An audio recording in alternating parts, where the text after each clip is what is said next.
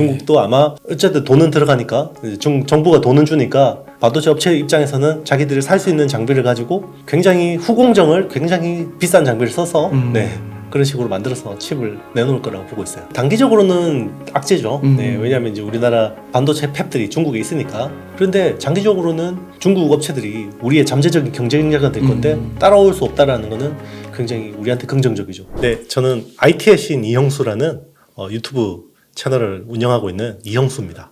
네. 대표님 또 자주 출연해 주시니까요. 네네네. 네. 그 중국의 삼영님, 네네. 그 시진핑 그 네네. 정권이라고 해야 될까요? 그게 결정이 네네. 이제 됐잖아요. 네네. 그 삼연인 관련해서 네네. 우리나라 증시에는 그러면은 네. 그 뭔가 그 항생 지수로 봤을 때는 큰 네네. 타격이 앞으로도 좀 없을 것이다고 좀 네. 전망을 할 수 있을까요? 아직까지 뭐 확실하게 이렇게 영향이 없을 거다라고 보기는 좀 이르고요. 어쨌든 우리나라 경제가 중국하고 뭐 워낙 또 밀접도가 높기 때문에 중국의 어떤 시진핑 3년임에 대한 리스크를 좀 이제 보는 것 같고요. 시장에서는 좀 보는 것 같고, 어쨌든 이제 우리 경제 입장에서는 중국이 이제 하반기 부양책을 얼마나 하느냐가 더 중요합니다. 그게 이제 반도체 경기하고도 직결이 되고 있고요. 그 이제 중국이 유동성을 좀 완화적으로 해야지 아무래도 그 경제 활동도 많이 일어나고 그쵸. 제조도 더 많이 하고 그러면 이제 결국 많이 또 우리 수출하고도 우리나라 또 수출에서 상당 부분이 또 중국이기 때문에 특히나 이제 반도체의 가장 큰 어떤 공급처가 수요처가 이제 중국이기 때문에 이제 그거는 직결이 돼 있는데 어떤 정치적인 이슈, 뭐 경제 외적인 변수로 작용했다고 봐야겠죠. 그 반도체 관련해서는 네. 반도체 굴기 이런 네네. 것들을 또 막 시진핑이 좀 강조하기도 했었잖아요. 네네. 그러면은 좀 뭐 중장기적인 문제일 것 같기는 한데 네네. 리스크는 좀 없을까요? 일단 더 강하게 할 것 같아요. 네. 반도체 굴기를요? 네네. 반도체 굴기를 더 강하게 할 것 같습니다. 그러니까 미국이 때리면 때릴수록 중국은 더 강하게 나올 거고요. 그러면 강하게 한다라는 거는 정부 입장에서 더 많은 돈을 투입하겠다라는 거고요. 지금 연간으로 한 60조씩 반도체에다가 쏟아붓고 있습니다. 그거를 이제 향후에는 250조씩. 네. 6년 동안 쏟아붓겠다라는 게 이제 중국의 목표고요. 그걸 통해서 이제 반도체 자립화율을 높이겠다라는 건데, 전공정 쪽에서 많이 이제 막혔죠. 이제 전공정은 이제 지금 뭐 ASML이라는 이제 노광 장비 못 들어가게 막았고, EUV. 네네 맞습니다. 네. EUV는 진작에 못 들어가는 거고, 이제는 14나노용 DUV. 그것도요? 네네. 그렇죠. 이제 DUV라는 게 이제 그 레이저 스펙트럼을 통해서 이제 이렇게 관리를 또 할 수 있어요. 일단 이제 중국 입장에서는 그 돈이 많아도 지금 첨단 공정을 할 수 있는 어떤 장비를 살 수가 없게 됐거든요. 그렇기 때문에 일단은 자기들이 살 수 있는 장비, 특히나 이제 후공정 쪽의 장비를 사서 뭐 어떻게든 약간 그 프랑켄슈타인 같은 칩들이 나올 것 같아요. 이상 기괴한 칩들이 나올 것 같습니다. 원래 반도체라는 게 PPAC라고 하거든요. 네. 퍼포먼스, 파워, 에어리어, 코스트. 요거를 중심으로 그 어떻게 보면 그 반도체 어떤 그 시장의 룰이 만들어지거든요. 네. 그 네 가지 요소가 좋아야 되는 거예요. 근데 이제 중국은 그런 걸 무시하고 칩을 만들겠죠. 네. 네, 원래는 요 요소에 적합하지 않는다 그러면 칩을 만들면 안 팔리죠. 원래. 네. 안 사죠, 아무도. 네. 성능도 좋아야 되고 전력 소모는 적어야 되고 칩은 작아서 공간은 적게 차지해야 되고 코스트는 낮아야 되죠. 그런데 그런 것들을 무시하는 칩들이 나올 겁니다. 네. 그러면 그 칩들을 누가 적용하냐? 중국의 셋업체들이 적용을 할 겁니다. 내수로. 맞습니다. 네. 그래서 이제 저는 이제 요거를 북한의 목탄차라고 있어요. 목탄차로 들어보셨어요? 네, 들어는 봤는데 네. 그거 굉장히 그 네. 약간 조잡하다고 해야 되나? 그렇죠. 나무 떼서 가는 차거든요. 네. 트럭인데 그 트럭 안에서 나무를 떼워요. 그러면 차가 움직이거든요. 그러면 이제 왜 그걸 만들었냐면 기름 수입이 안 되니까 목탄차를 만든 거거든요.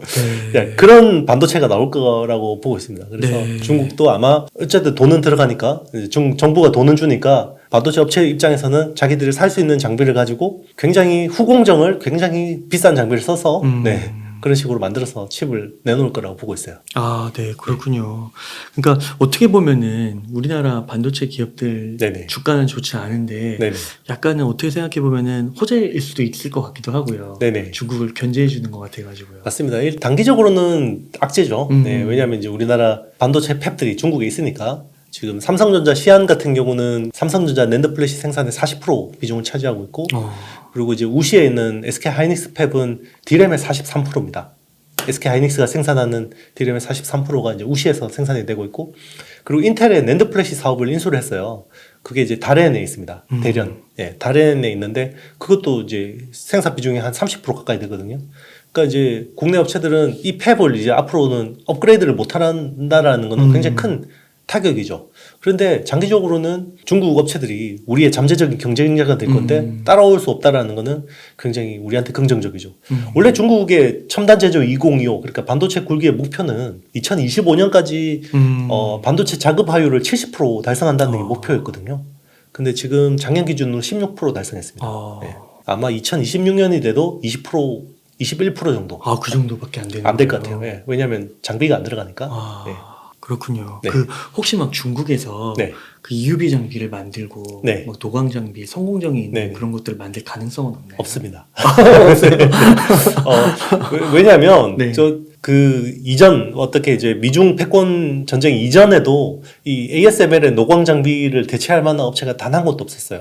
그러니까 예전에 노광 장비를 이제 경쟁하던 회사들이 보통 카메라 회사들이 이 사진 현상 기술하고 비슷하기 때문에 캐논이나 뭐 니콘 같은 업체들이 이제 하긴 했었는데 이제 그런 업체들은 굉장히 어떻게 보면 레거시화된 이제 옛날 반도체 쪽에 쓰거나 아니면 PCB 인쇄 회로기판 같은 데 쓰는 노광 그 정도밖에 못 하고 있고요. 지금 뭐 한 자릿수대 싱글 나노 뭐 10나노, 7나노, 5나노, 뭐 3나노 이런 쪽에 쓰이는 첨단 노광 장비는 대부분 ASML이고 심지어 20나노, 30나노 때도 ASML 장비가 없으면 힘듭니다. 그러니까 그럴 가능성은 현저히 낮은 거군요. 그렇죠. 갑자기 중국이 엄청난 해킹을 해서 ASML의 원천 기술을 다 털어가지고 네. 사람까지 납치해서 하는 게 아닌 다음에야 네, 어렵습니다. 그렇군요. 혹시 그러면은 마지막 수단으로 네. 마지막 수단 중에 하나로 대만을 침공해서 TSMC를 완전히 자국화시키는 그게 가장 유력합니다. 네. 그러니까 만약에 중국이 반도체 기술 자립을 한다라고 하면 가장 현실성 있는 방안은 그게 더 그렇구나. 네. 그게 가장 현실성 있는 거예요. 그렇죠. 그게 가장 현실성이 있죠. 이제 그러면 이제 중국 입장에서도 미국하고 정말 부딪힐 각오까지 하고 해야 되는 거기 때문에 그때 바이든 대통령이 그랬잖아요. 만약에 중국이 대만을 침공하면 당신 어떻게 할 거냐? 참전할 거냐? 예스 그랬거든요.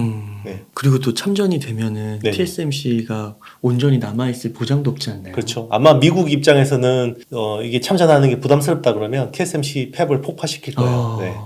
그게 제가 알기로는 작전 계획상 있는 걸로 알고 있어요. 그래요. 네.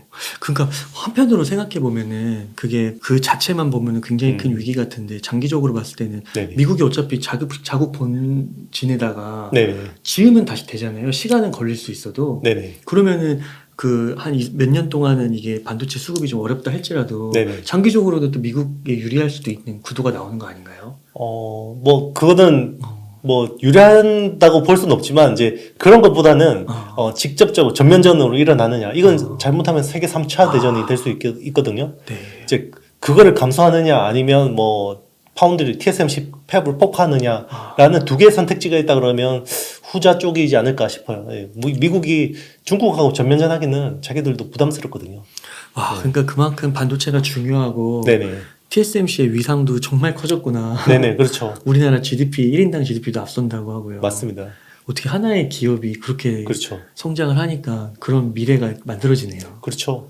결국은 하나의 기업이 그 나라의 어떤 국력을 좌지우지하는 거는 네덜란드 같은 경우도 ASML이라는 회사 한 개 회사 때문에 전 세계 반도체의 어떤 기술 로드맵을 지고 흔드는 회사잖아요. 네, 그 마찬가지로 TSMC도 결국 이 파운드리 시장이 커지니까 대만의 어떤 국력도 높아지고 대만의 어떤 글로벌 어떤 이 세계 어떤 외교 무대에서 발언권도 커지고 네, 이런 것들이 영향을 미치는 거죠. 반대로 또 우리도 마찬가지예요.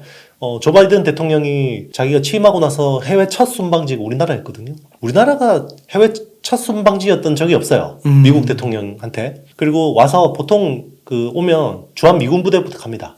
네, 그게 이제 통상적인 관례였어요. 그런데 이번에는 그거 그냥 패스하고 바로 삼성전자 3나노 팹으로 갔죠. 네. 가서 삼성전자 3나노 팹에서 나온 그 웨이퍼를 가지고 거기에 사인했죠. 네. 그 웨이퍼 한 장이 수억인데 거기에다가 이제 바이든 대통령하고 윤석열 대통령이 사인을 했죠. 그 수억이에요. 수억이죠. 네. 와, 그것도 모르고 그냥 보기만 했네요. 아, 그렇죠. 그런데 이제 뭐 삼성 입장에서야 그 홍보 효과가 네, 그 뭐 수억이 대수롭지 않죠. 네. 야, 그런 거구나. 네. 그러면은 그 어떤 분들은 그 S&P 500 네. 그 흐름을 보면서 네네. 그 진짜 무슨 전쟁이나 뭐 이런 엄청난 그런 뭐 블랙스완 같은 사건이 네네. 아니라면은 어느 정도 바닥이 나왔다라고 네네. 좀 말씀하시는 분들도 있더라고요. 네네. 그건 좀 어떻게 생각하세요? 네, 뭐 저도 이 정도까지 오면 어느 정도 이제 바닥권이지 않나라고 보고 있는데 요즘에는 이제 폭락합니다. 파세요 이래야 떡상하더라고요. 영상이 떡상하는데 네. 요즘에는 반등한다 그러면 싫어하시더라고요. 네. 그러면 역으로 네네. 지금 이제 네. 그거 반대로 해야 된다고 하잖아요. 네네. 진짜로 역발상 또 잘못하면 타이밍 잘못 네네. 맞추면 또 그렇죠. 진짜 힘들 수 있는데 네네. 지금은 좀 필요하다고 보시나요? 이제 뭐 시장을 정확하게 예측을 할 수 없죠. 뭐 제 능력 밖의 일이긴 한데 그래도 이 정도까지 왔으면 충분히 이제 바닥을 지나가는 구간이 아닌가. 뭐 물론 뭐 좀 더 빠질 수도 있어요. 뭐 한 10% 정도 더 빠질 수도 있는데 그래봐야 네네 그래봐야 머무는 시간이 그렇게 길지 않을 거다라고 보고 있고요. 그리고 뭐 이번에도 S&P 500 같은 경우도 뭐 그 컨셉 대비해서 70% 정도 기업들이 더 실적이 잘 나왔거든요. 그래서 지금 기업들 실적 어떤 빠그러지는 속도가 뭐 우리가 걱정했던 것보다 나쁘지 않다. 네. 그렇게 보고 있습니다. 그 댓글 중에 그 삼성전자나 SK하이닉스가 갖고 있는 게 힘들다 보니까 뭐 반도체 그냥 갖고 있으려면 차라리 TSMC를 갖고 있거나 네네. 그 필라델피아 반도체 지수 같은 거 네네. 있잖아요. 인덱스 네네. 차라리 그걸 그냥 갖고 있으면 네네. 더 마음 편했겠다. 네. 그런 얘기도 많이 달리는 것 같아요. 저는 뭐 반도체 투자한다 그러면 그것도 좋은 방법인 것 같아요. 예, 그래요? 일단은 우리나라 기업한테만 투자한다라는 거는 결국 메모리에만 투자하는 거거든요. 전 세계 반도체가 만약 100이라고 봤을 때는 메모리는 25% 정도밖에 안 돼요. 네, 25% 많을 때는 30% 정도밖에 안 되고 나머지 70에서 75%는 대부분 시스템 반도체. 우리가 비메모리라고 하는 시스템 반도체 쪽이거든요. 그게 이제 필라델피아 지수들이 대부분 이제 시스템 반도체 쪽에 익스포저가 높기 때문에 그러면 한국 기업 반도체 삼성 하이닉스를 사고 이제 뭐 필라델피아 반도체 뭐 SOXX 뭐 이런 것들 이제 지수를 사는 것도 방법이죠.